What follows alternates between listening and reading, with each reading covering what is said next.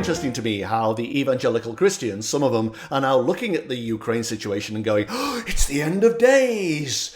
That means Jesus is coming back.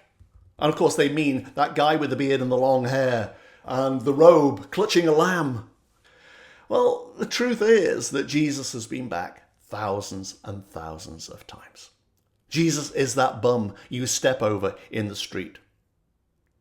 Jesus is the kid starving in Ethiopia who needs your mercy and your donations. Jesus is the waiter in the restaurant that you yell at because your food didn't arrive on time or you got the wrong order.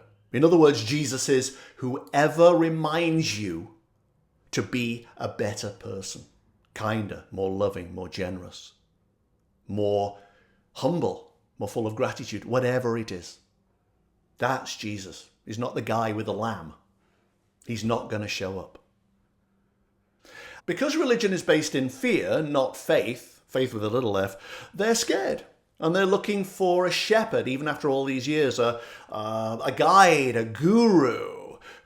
Speaking of gurus, by the way, I did transition pictures for a guy called Sai Baba, another of those Indian gurus. He died in 2011 at the age of 84 and was known for being able to produce objects out of midair and to heal people and to move from one place to another by some kind of mystical means. Now, he was accused of being a cheap conjurer, basically, that it was all sleight of hand, that he had laundered money, that he was a murderer. His followers say this is absolutely ridiculous. And even now, there are something like 1,200 centers around the world where people who are devoted to Sai Baba still worship his words. He was the guy who came up with love all, serve all. Remember love all, serve all? I think that was the slogan of the Hard Rock Cafe chain, wasn't it? Love all, serve all. But I did his transition pictures because several people asked. And when I went into them, they weren't good at all. They were really difficult. He arrived down a chute. And he went down and down and down. And he landed in this pool of water. And this pool of water felt like a huge disappointment to him. It was like, oh no, what is this? It was like a realization that he had to be cleansed of all his ego stuff, his baggage. He crawled out of this pool feeling really betrayed by the universe, brought down to earth with a real bump. But then there's another tube down, and he goes down that one as well, and lands in the cave that I always see, that metaphorical environment where people end up, but only after a very tortured passage into the afterlife.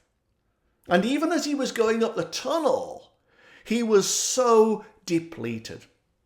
It was like the sheer disappointment that came with the realization that he wasn't what some of the other gurus really were.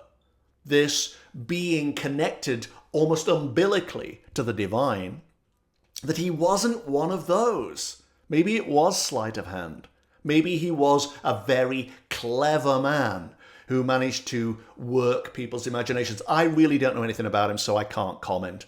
But there felt in his climb up the tunnel this heaviness and a humble realization that he was just a regular guy after all. I don't know. But compared to some of the other gurus I've done, who were really, really connected, really enlightened, this guy, Sai Baba, didn't have any of that.